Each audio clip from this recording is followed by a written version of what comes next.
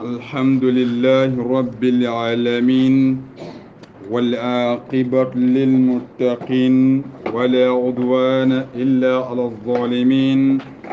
والصلاة والسلام على المبعوث رحمة للعالمين نبينا محمد وعلى آله وصحبه أجمعين أما بعد رب اشرح لي صدري ويسر لي أمري واحلل عقدة من لساني يفقه قولي ربنا آتنا من لدنك رحمة وهيئ لنا من أمرنا رشدا إخوة الإيمان السلام عليكم ورحمة الله وبركاته عليكم السلام. تيجينا الله دعاني سبحانه وتعالى تيجان نمبوكه مانته na Allah nuari birembe agado illandi katta darsunga egan tafsir al-Qur'an al-Karim lenki ala hadinga nofin ban qasun tampillen do karago sininga ujunun fil tamro segu insha Allah ta'ala wa hinna suratu hud bi idnillahi ta'ala on qawagilli ayanga kame ado ayanu sik insha Allah wa Allah nyagana Allah gando sondo ko sabatindi nonenu kuraga ni telemondi qottu konnende manno ko buande non yibe ngana futunde nga yella Allah ngana yam poma ka non insha Allah iqra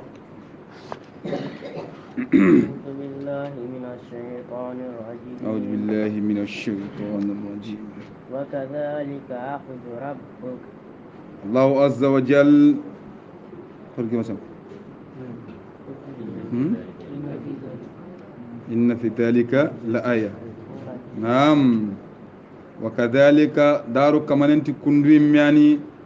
an kamal lagandindenga angana deberaga ane debe ke kundu ayana dun konunga imenanya du tore golnyanganong inna akhidhahu alimun shadidun alla ragandem pay kundu atorin teni akhote khoten kan naam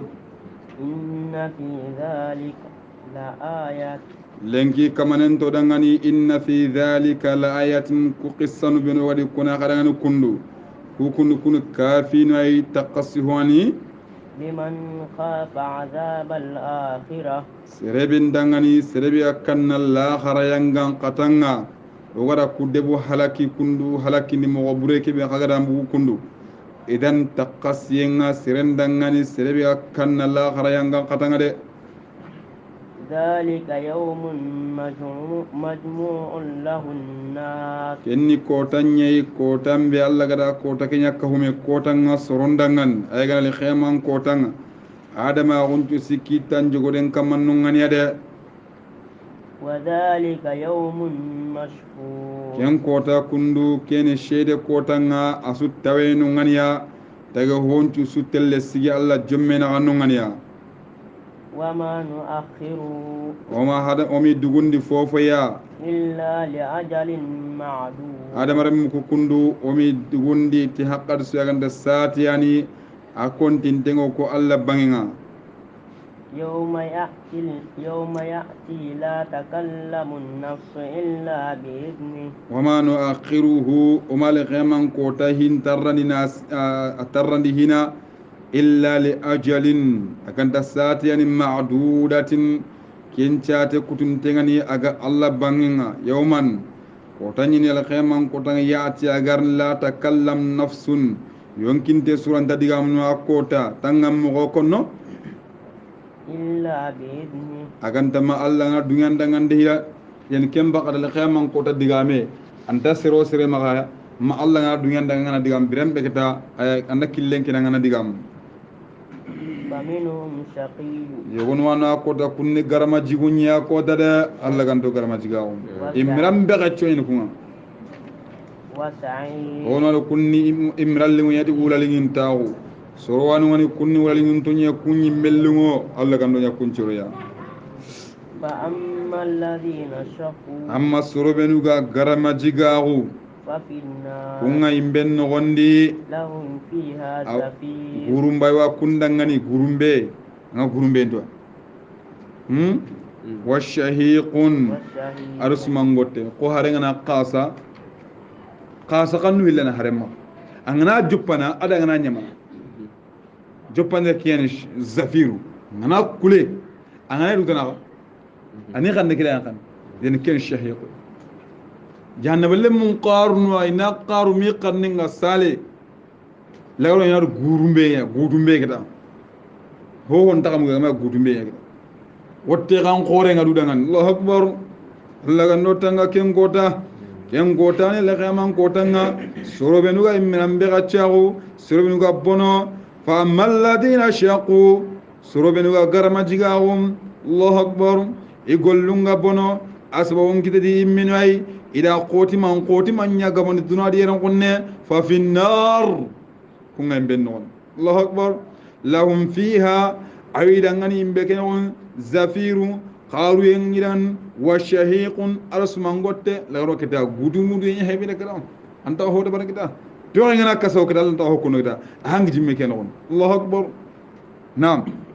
خالدين فيها kunga toko imbekenon kun tokono nya fren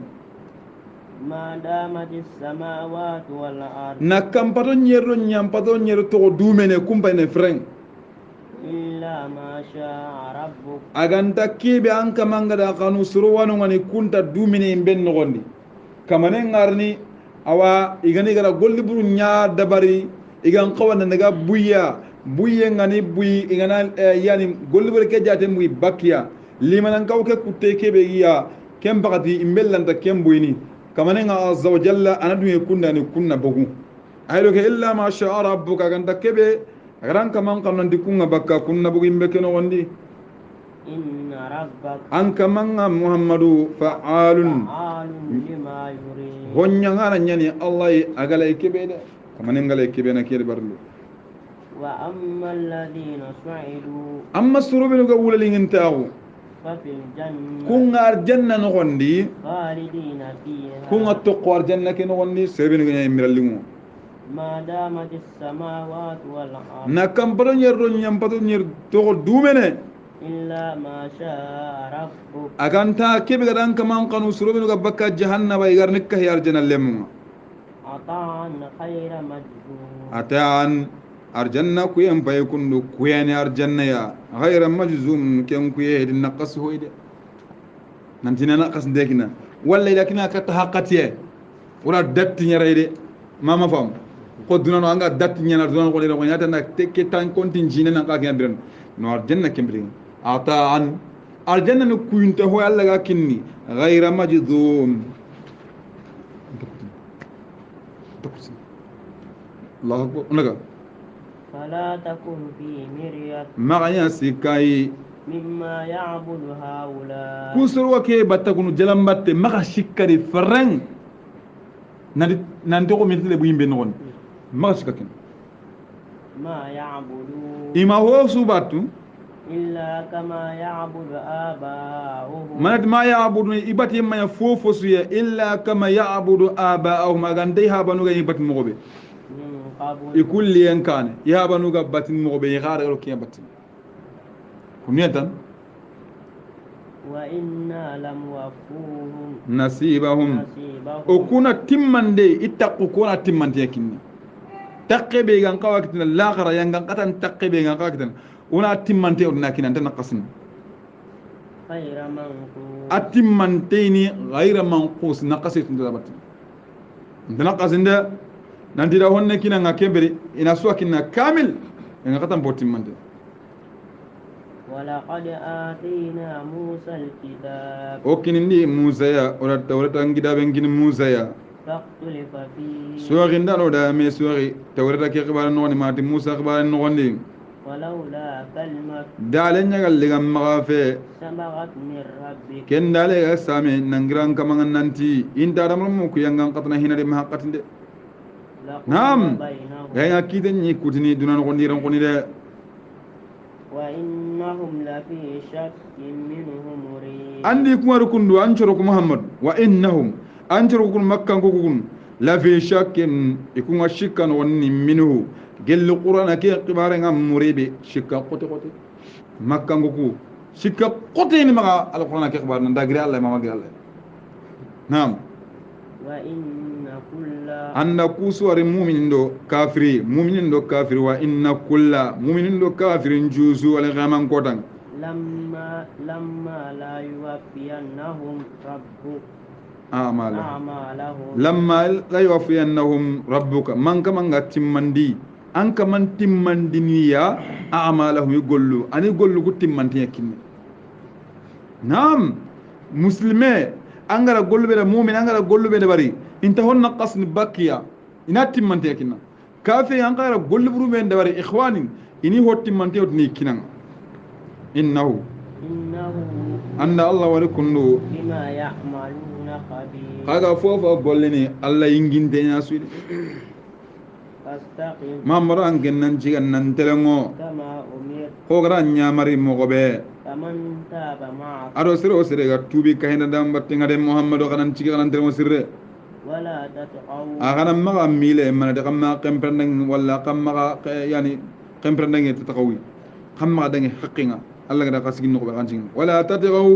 agama kemprendang de إنه بما تعملون بصير allah kunno ka gollu me de barni ngalla na ni allah de ayya subhanahu wa ta'ala ولا تركنوا kana amma mile إلى الذين ظلموا kadda surunga kubinga du tore ngolle وتمسكم النار imbenna osaka meme tike mile sabonga de فما لكم من دون الله man naqara gelli allah tananga من أولياء gelli bisananga ثم لا تنصرون kaya kibere ga na tigi allah tananga sage anta khadema na anta khadema de وأقم الصلاة anna sallen jigindi طرف النهار kiran ton pillina kanga ha subhando salli anu la kan saranya heram kiya yang kan cebunga itigo e wani atamar gagene ga tamar gagene ya khare wani tamare murnu gosari ga tamare murnu ati ya gar kidangane at lidim battinga tamar siringi mambang kembal ya gar kidara battinga gosari ya gar kida kunchugu akanu gara golle bela rukunu golle buru qore awur daga katta allah farenga sallallahu alaihi wasallam tira ki golle buru hola dabari farendi en kollan jimini wuci gille kemballe ki aya kusa yan qadanga nanti wa aqimis salata anna sallen jigini tarfa an-nahari kiran tonton billi bimana salli hana gelgel so ki ngana buban ayani subhan challe ay salli waqt nuku karga ko ne ron naam salli waqt nuku karga hayya ko nuki ayana kon wa zulafa من الليل ado haqqati yo ngana kinye haqqati tinte wo gelli uronga ayano hutruno sako yan uronjo ngarunga agana sallen ci nonga wa zulafa ado haqqati tinte go min al-layli gelli uronga ayano hutruno sako khana sallen ci kum pakat no إن الحسنات hisre mbay kundu يذهبن السيئات ana hibre ndengen anda wad angara ki golle bila anda golle bure da bari kannan to anga sallina wanjinu mukira kana awaka farnan naam ذلك ذكرى idikiya ko li farna idiki kharga inda ke go bara wati ay ati ummatun ton siro sira ngara golle bure da bari angara golle sira tokkindeta awa golle bure ke buru khene naam kena gati farat wattabi sayiatin hasanat tamuha anna hibre anna hisren tokkinda watenga ana buru khana naam innal hasanatin hisre yuzhibna sayati ana golle bure ndenginade dhalika annake golle war ko dhikra kenni kawande le dakirina kawandi ndano ndangani sobinu ga simmina de واصبر ha jinu miso en koy jinu miso na jinu qondo konto kite jinu miso golle buru qoron ko so konto tube en ngaji mi kunga tube en ngaji be kunga naam واصبر annan sabari فإن الله allah kundo allah di farnan muhammadu annan jabari dawa ke kiyawndi non tampe ngada batere annan jabarre allah لا يضيع أجر المحسنين golli sir nyangana mbaraje nganta bononi nan to anga golli surun da barni allah on to godni allah to gollu muroni andal lay ko don dikene do bure allah tiga da gollu muroni anga katita yani kemba allah nda sire golli sire bononi sire nyi menyina sababu nga an korbo korbe nan golli bure lagana an golli sire lagana bon ka golli sire allah ta bonni jami allah ta bonni anyi menyina an golle nga aga bonnam ma yani kemba kati korno gollun tanga ko falawla ولولا jallasa كان من القرون debu ngalliganya mana di ummatonu ngalliganya من قبلكم ikulliyen kane ma daga kulliyen kane أولو بقية to kano dungogani kubino hakkilanto dungogani ينهون عن الفساد kungalliganda soron kabana gelli bonindenga في الأرض nyen kamma idan kembagati ati debi dunko walla mellen kano walla jaman dunko nu galliganya makka ko kuriyen kane ha ikunganya hakkila ko dunko no iga soron kabana bonindenga nyinyaren kamma khay xamadu illa qalila aganda soro buccum kunya nyiga soron kabana ho gaben tunya bono nyangana ممن أنجينا منهم gelli soro men o gade kisi isoro kuno wandi anna karna do kamba chokote yan kan alli ke xami mangri yene ha nga tanga chokote ke pata lambo nyeme ha واتبع الذين ظلموا yemmun kumbati kubino ga dutore ngolle ما أتركوا فيه igadi nema ni do kebe nema kebe gi ba kundi kumpa baddo ke batten nema ida warro ke batten nema na sere murtina tafa angana neman kita buru maka mosa kiyani gaten tun ko nyugo ma dalal buru murtina ay ro kita angana kiyino ko abdallah wali kadi wa angana kiyino wande adi nga bonole neman nyagol len kin amma allah wattaba alladhina zalamu ma utrifu fi igadi neman ni kebe kenya hadi buruni da warro ke batin tay may ka so warni ke ma wala maka mosa ha kayne yongin jahanka hukinga ha Allah kan wala yalan ciron ha وكانوا مجرمين inya bunu nyangano وما كان ربك an kama manya muhammad ليهلك القرى ina debe halaki بظلم titu nyawunde nga hinade وأهلها ana debe ke dun konunga muslihuna iwasronini Allah da kenawal deben tuwa bona kita kiani finga nare asumma ati qasum jurmano ko hono kan ci halle kuna esronina no de na su asunda bonin no ta problem nyanda yan labdona kentuwa nam ken bagadi asusu na robbo nen no gida awa serega makita ga sunni ne barni serega de kasabari honne kasabarre serega makingida awa halake nyale kurma nam ولو شاء ربك agalligandan kaman qanum muhammadu لجعل الناس أمة واحدة gaynga alla ni surku sina jama bane anasu ya mu'minin kasrun nyen woni ada bane su alla da bane su su ganen won hallan tu ganen won nam ولا يزالون مختلفين ada bare mu kunta gilli ga me sorinta mukhtalifin sorin ken kellan tabaka ada mun na oro alla gi dunan khorno anam ko ti sasa tu anu kuti ti me sorin ga buru angi metru da aya no ha ana imam angana majhabin nakati utu ku wala me fanka mo doro anyi metni aski sahaba nu nyimeni na me sorin ade digana qaysu ku sora ko hibana ken ko sorin da ku sorin de kun sorin mo ikun na me sorin yani ginguyen gon laselu ngai suna dome kan da me gon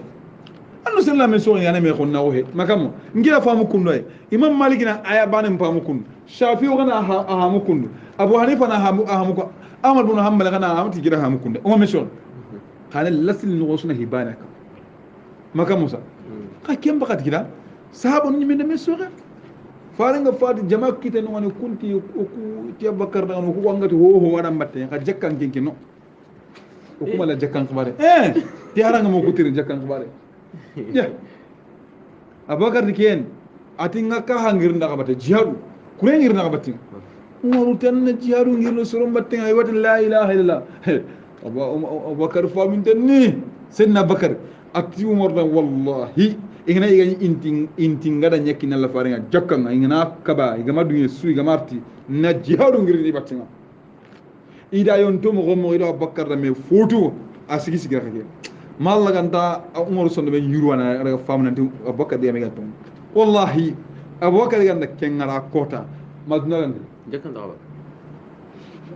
annatu nandu ko sahabanu ko yimme ko Abdullah bin Mas'ud diga me ke ati Allah gara duna su sonno men pay faran to men yam pasa su yara sugan na yakana kallamun te nan nang sirfu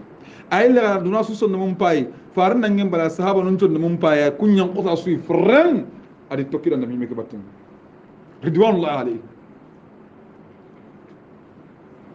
Allahu akbar kem bala suure ke problem tadi Umar gara hijunga ara mo goda bari hiju kiya abdullah ibn umar mere nyugo agara war kendo sunna na me sori ada haben chori ida kata dan ken nan papa so ati fare ni min papa ida me so me so umar yimme gara wat nan te khalle ken rongu nga gira kamar gadu le men batti sori ke ti problème di to mo mure nya ko ta nan duye ke ko rongu ke sori ke basu ana madhabi ni ko ana maliki ti kundoi abu hanifa ti kundoi shafi ti kundoi ahmad ibn hanbal ti kundoi pour hadisi bana koloti ka ken isuna me hanka kam tuwanu kuna ge ni hay ne kanyege ni hay nanti ka ta kallen rongunga so ni na kare so na kayadi jumhur ndaka ni hillo ma fam siru wala so si kida kare sire bayna kayadi jumhur ni ko so ki khalle an kallen feli imenu ga sat njaga kam nanti siro siranga na rin ke diga menga anna faran diga menni har milo sini halle ngiri am ke ta tagay ngani anna fara ke diga mengoto ke mambaga so ga ke dagili madnanga ka kunna ko kiyama tan Allah gano le rajul aw allati wala yazaluna adam mukuntagal mukhtalifin ga mesuhin illa man rahima rabbi illa man rahima rabbuk aganta an kama ngara ku be nema kunna sabu suuqe kin won walidhalika khalaqahum allati idita ke suuqe ganam namara ha la min ko ngana kunti diga mesu wakali insan akshar shay'un jadal kutandem ba ngana hawko dalle ngi ma anga man tallo kulle me nganda lu kulle kede ina buka okay hada wala me Allah no ka kunde shoge kenge Allah gano le ran ciron corona me xanwa wanda hada me soxi problème tadi ha wa tammat kalimatu rabbik an kaman diga mun kun timme la amla anna jahannam timmi gara jahannaba haga tep min al jinnat gelle jinnan on jamanga wannas ado ramar munga asuko man yani kemba da ngana bunenga kita anan cino honne kambi he Allah dekandana maka mosa Allah dekandana Allah tikira jahannaba ta haga nanya ka nyetende hada mar minno jinnam banes yani kemba gati ni mam gutwa na wala tuwana wadiga mun nati ati islama gunga adinu kamil dina timmante naqasi kenin gebangi gella kana rim battunga gara naqasi wari kama kasman muslima unya naqasi de la ngiya naqasi de sur sun qaw du xenjene kay wallahi ambe harban nu kusonga nan tanci non nanya futunde ngam angara kitab be gara ngata ndatu de kame nyogo meri likinga no gonde kengira ri ban gonde har sa madu tay ko nga halle ma kuntu kitab be angara karat angara ndap mo son qaw du xenjene kay Allah gano lela ciron naam wa kullan naqussu alayk ku khibaru kun ora kusu qisan ke muhammad dangani min ambay rusul galli faru khibaru nyani ma nusabbitu bi fuada ke be gan cundu men cabatni ku qisan ro ke angana e problem no goni ndali ndai ko xallen ko nani an no sa nyoro ne makamo awa qisan kuriye mana e wahe ke xay namu kentaw angin ka wonno ge kencine kati xallenga kennam buke kameta anyana kamu honne bakantanga kabu ga bai ko tabu ko ma ko nan igati sertana wakka hinanga soro hilli wakka inanya kamu an kemma ka honne kamba ne problem ngale an ga nyaw nan an nakale naam allati kuni farun qibarun nye wali kunan kim mamad nan jonne men jabatni wajaka arikatan kim muhammadu hadhihi alhaq ko qibarun woni tongunye ni gar katan kim muhammadu aro kawandenga aro aro finkungen ya simmande mu'min dan ko wana ko dan mu'minin ka simmandina wa qul aro mamara nanti lil ladina la yu'minun annanti soron dangani kubenu ganta tongonde ni ya'malu ka golli ala makanati kadingiranu ku ya ka kafira o ke kam ka golli no ngani inna amilu o ko gani golnyangano o limanan ka on kamati Allah ide katirin kire hinul lagarungona hay inna muntaziru o ko ni tirin kanne yangan katangaran ti gaide walillahi ghaibus samawati wal ard kamundo nyenchu ho guntenna Allah dangani wa ilayhi yurja'u al-amru hinun ju sagane katta Allah ana garani ndanon tugati garunga ana tungun nindanon laga ani tugati itungunga kulluhu kul asuka mante fa'budu kada Allah batu wa tawakkal alayhi fa'budu Muhammadu anna Allah batu wa tawakkal alayhi annan tuge Allah kama wa ma rabbuka an kaman manya bighafilin Allah manya kiringa nai amma ta'malun kaga kullu benu golin magada ban su koy xallen sotu hudi Allah do dema akhani mera kunno kem bagati inshallah wada sortu fu hudi ka hankaire wada Allah nyaga hudi kunno Allah ganda abaraje nyoda ngan naqasu benu gado kita Allah ganda yam ko magano Allah azza wa jalla nyaga Allah ya sortu hudi garti kebe ya Allah ganda ma kan kutunga anaro ya agoro kabaku bina Allah ganda la toni baka kunno inshallah wal nantaqil onagir kata surat tamundo hilani lesma gen surat tamundo hilani ba adi hayde ha tamundo hilani qur'ana mira batun non inshallah ta'ala kenni suratu yusuf akenyan qafare maga makka aya kamedo ayon tamido ban suratu yusuf annabi miyani gatna yusuf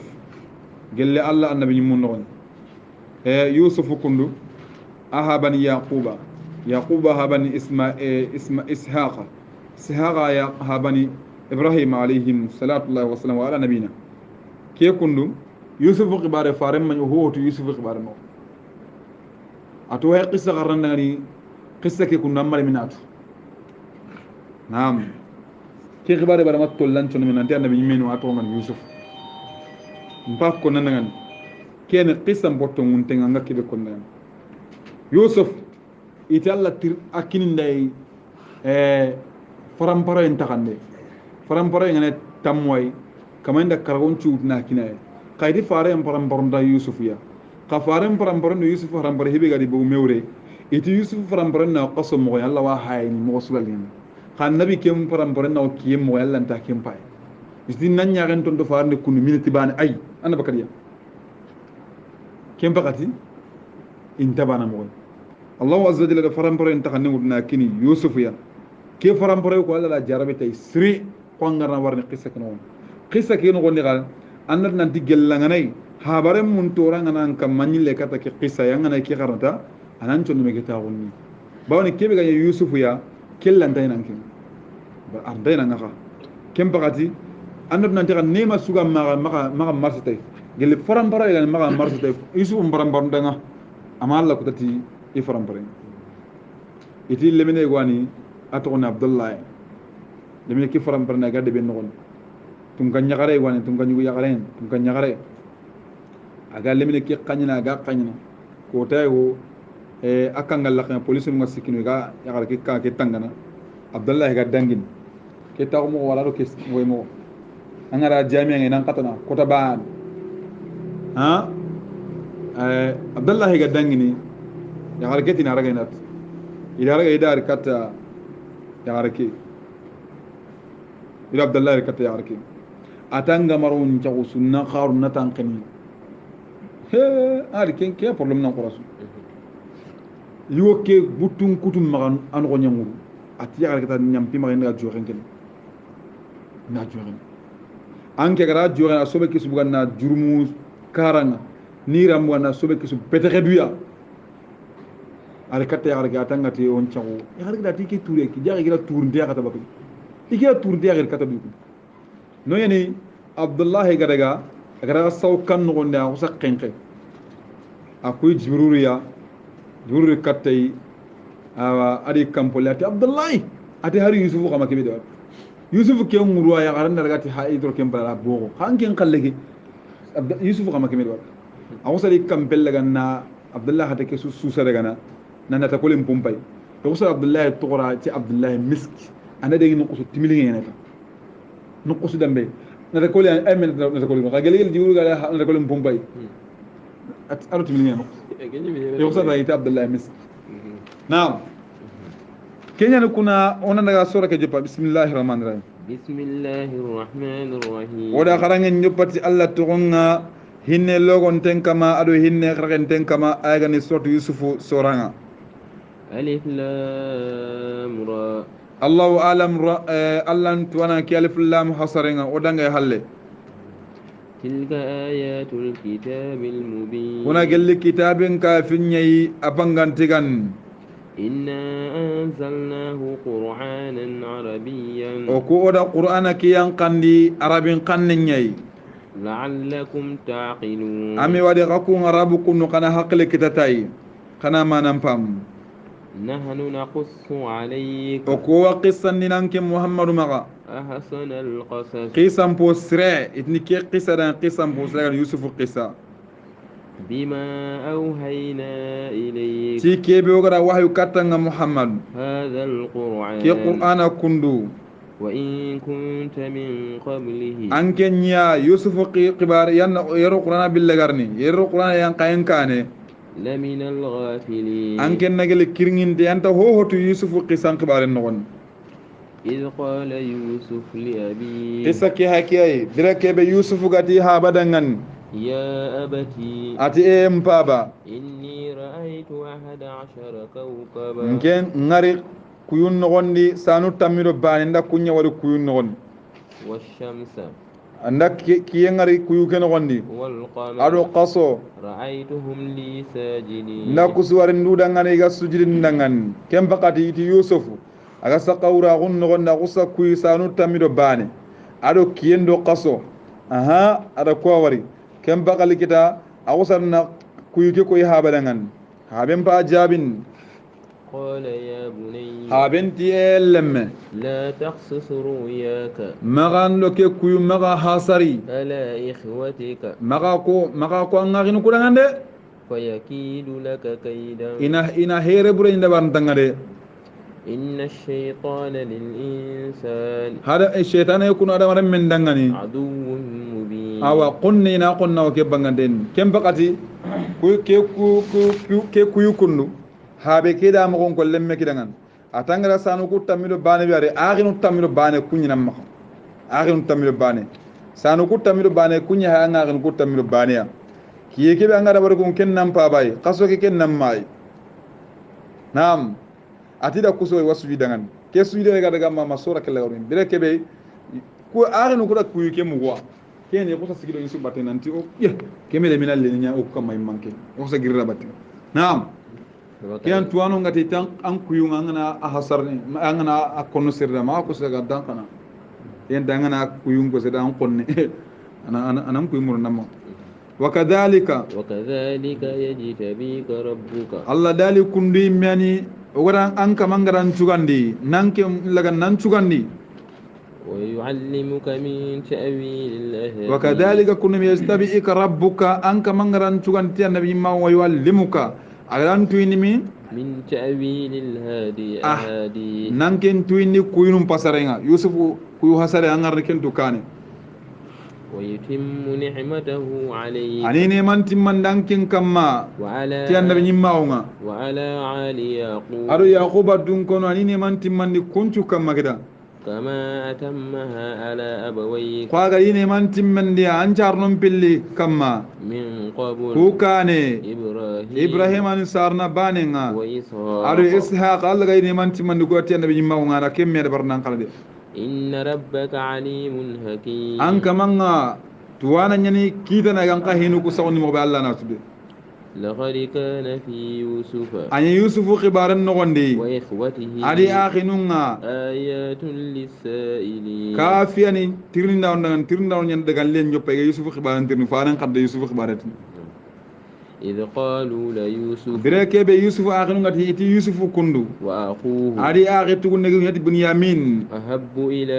أبينا كم بيل كندو إيا كان تنا كتو هابيا منا نانقطو كل نيو تاميا ونحن عصبة أكو جمانيا هي كندو لنيو تامي أكو أنا وهابا كديمانا هو يقا سروفي لهذا كوني دانين لو كندو إن أبانا وهابا كندو لفي ضلال مبين وهابا كندو رفوتندو غورك تكنو واسانكو ينغوندي كنشانكو يبانغانتين نصروفي اللي حسو سرو تاميا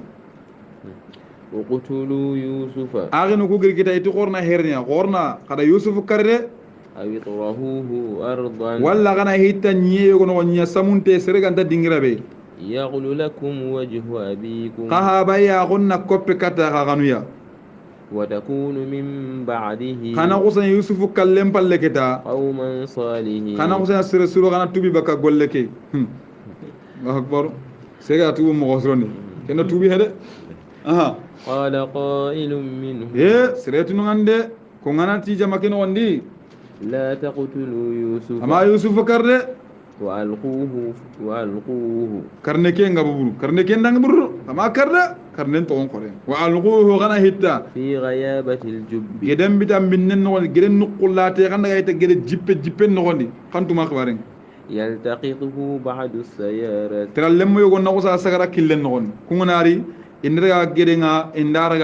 indar gedenga indaga ini na usa raga ina bugandi ida daga إن كنتم فاعلين gella ga mun na golle da bare gara kere barde قالوا iti kempalle girkata haben ida kata haben ite haben dangan يا أبانا e o haba ما لك لا تأمنا على يوسف mannam anken dangan angan to gudun tinga on yusufu khibaren kamma وإن له لناصحون o ku yusufu dangan ko nodun qullu ano yoku kun nodun qullu khalasana qura yusufu khibaren de أرسله معنا wallahi hora kono diga ngabe ntada battenga ka yusufu khibare point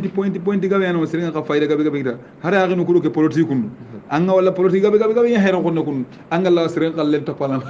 anga siringa kallen pakuna ma kat herbe misran kombe ha tuwana istimbatu gabe anga ra kitabu qorno ne kudiga mukun la ilaha illa istimbatu gabe ya buganu kun onaka وأرسله معنا غدا anna yusufu khaydo battenga khumbane يرتع ودنا يا رقتي نن daga yala ويلعب ودنا sanga ودنا daga nanli ona yigo na min dome وإن له لحافظون oku yusufu dangane okuna tangana na khoro oku yusufu khibarende anga kanna kebe kenta kitana haben bay jamin kirsen terenga قال habenti dangani إني لا يحزنني nke kennin chunon diniade أن تذهبوا به aga kunnan daga ti yusufu ay kundu ke yusufu badalle ma kunnin chunon ni akhir sa wahi wallah ha وأخاف enki wakanna أن يأكله الذئب ngakanna turungun namma yusufu ay ga khagate nuqba turunga ben buru Allah akbar وأنتم عنه غافلون aga kunga bakka yusufu khibare ma aga kirunde yusufu khibare khanta kin kapahiya قالوا isandirni iti لئن أكله الذئب turunga na yusufu yake ngenke ونحن عصبة okulani wutammi jama sembe gumu إنا إذا لخاسرون oku kemba do ku ya perdano oku getanke serenda oku yikon soro tammi ana turun naske sere bayra kumma ay kemba kad kida oku ya lembruma aha فلما ذهبوا به idine nen kato haben ngure ila yusuf raga iraga falamma dhahabu bihi birambe iragati yusuf ya واجمعوا hanqe kiya kamma أن يجعلوه في غيابة الجب anga dida kiya ko halle nanti naro geden bitam binne nondi geden no ko jippe ndaga hitanu man وأوحينا إليه igara yusuf hitta gede ken wonne allah to da wahyu ngara kata yusuf gede ken wondi لتنبئنهم بأمرهم hada lanti nanti mangaran turu ku khibar ngagir ku mangari khibar ti ke kun ke golle kun alina koy dangania ken kanya ka min allah di nanti mandi وهم لا يشعرون ikunta tu ina ko sa mungudai ken ay ko mungudai وجاءوا آباهم igara yusuf hitta gede ni ku ngori golle ne bari irikati ha bay عشاء عشاء يبكون nellem baqati yabukuna o garam mo modi nga rahimahullah tira wat yabukuna tabakuna atina do woni ni yabukuna tabakuna intawuna serenga na wawde be aga duuni dabana ha والله yo ya ko ko lañi me wala andañu ma ana gele ina halle nek ata qorra jopako ma sanko ngisi mas ay ne ma muku mudiriga kenda wo madrasa ke adi tayo man wata wuka ne tigi jori ko ni to ay yawo ngakida qorra jopako dadi hani ona wala ke kani ona jopako umma yo tabina yabukuna igaduni yabukuna tabakuna ha kem bagadati iri haba anga dinanga non lini le ni le kita gele halle kita yori kita miga kita kanga lakida ya duuni we mako kuno to kadi kita yabukuna tabakuna igawuno qaduni yani usobe heda aha ay wasari adu khen ali ko na ti ka pale mai wani emelle mai uroni ndega sawo ndega sanga urono wata kita sawo brenga na ka ahina ngurno daga kompen non an lakki sogoduya ina konko mo na mo tin khin khade ay bere ke gol tin khade aya ala wati tin khade awa kay wi sella ga kun duwe kendana ngati wa kem bakati yabukuna tabakuni ga duwuni qalu itimedanga ni kikamba tukidanga mo qalu itimedanga ni ya abana igiri ti haben ngati yo haba inna dhahabna nastabiq ina ngusa jode haben martin tan yakamo ina ngusa jode garandina kunere awaya ke iti inna ku dhahabna o ku daga nastabiq o ga merate on na misama bunda woni ma kita o ga gulla ni o ga misama ni de baraketa وتركنا يوسف ولا يوسف تغو عند متاعنا وبغا سنو مبانغا انغا تو دال اورو ليكو بن وريا ها ولا يوسف تاغو نوني وكولا كي تو غولان ديغا مي كو مي سامان ديغا كينا او غا نير ني كو داني فاكله الذئب اوا يدا هابين ديغا مي انغا هابين ني منيكو اوا تون ديغا يانا دالله مو انت هابين ديغا مي اوا انغا كانو كي بابا نيا فاكله الذئب ترون يوسف ترون يوسف ويغا وما أنت بمؤمن لنا عندك بوليتيك دايمو إذا كم من يقول أنني مؤمن لنا أنك أنت سقي وهو يقول هو غيرك ما تبي أم تقول ده سو بوليتيك دايمو وما أنت أنك ما بمؤمن لنا أما يقول أن تقول لنا هو غير سقي أم بيكون ده نا استدلال غير كان كرمان ده ولا ولو كنا صادقين هارو كون تقول ده itin qawna walaw kunna musaddiqina qawla kunna sadiqina haro kuna to munya ko am bay kunna wala waja'u wala qamisihi idigil nga masaw kinga togman chempa waja'u iritin di ala qamisihi yusuf dorken kamma bidamin kadhib tigaren poreng itida ida tamise daga na kari na tamise wala na karna horem bete bete habi gira durgi ati kigaro hakle kam mo truin qara sille na khini anan nyiga bakkan dur ken no amandur ke mbo hal bo ribanen tay ire kana kam ngadi dur turi gina dur ke bakkay awa iti habi ngara iti habi ngani truin ngara iga dur ke be ngon ay hay ge taban haben trenga haben ti dangani bal sawwalat lakum anfusukum ya gubati da hadi kempe kay min yonkinu nyanyam banguni kadangan amran ti hiyo goita na hiyo go barta kayun kinyi na ho wara kadukan anabi membe fasabrun jamil ati kanke sabare mparam buru sabare begi masre ni buru wallahu almusta'an Allah ni demandana nga ala ma tasifun kaga ho ma gutul ma Allah gara subangan waja'at sayyaratun ikun igara kenda bari kenda kida ikun daga kida ide halle tiralle me gonu qusari girin kanneke farsalu waridahum idi jaraganan qi jaraganan man ko jiwutana sebe atale jilliti da ma ken qinan tanaga jingul gidena dalle fa adla dalwa kenga daga yanjel lelle katta giden fa adla dalwa ken gayen fa adla jellelene na jillin jollo katta gidenga ari ara gayen jilli jollo katta gidenga agara gayen lo gida yan kan kita yusuf ko samali gayeke qal agara gayeke agara segendi ati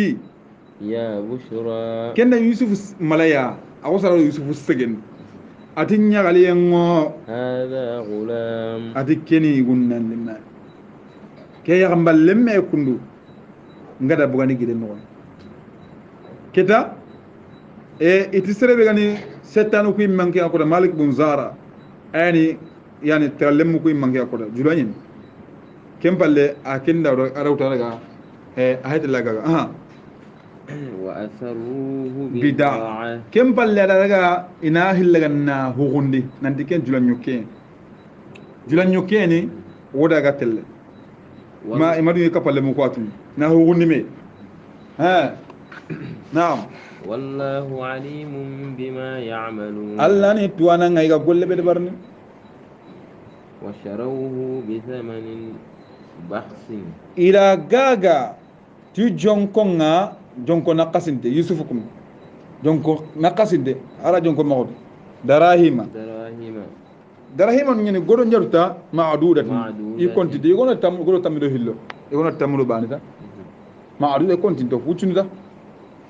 wa kanu fihi min az-zahidin ikunya yusuf khibarake nyagele don mballa na khole e bara khibarake bu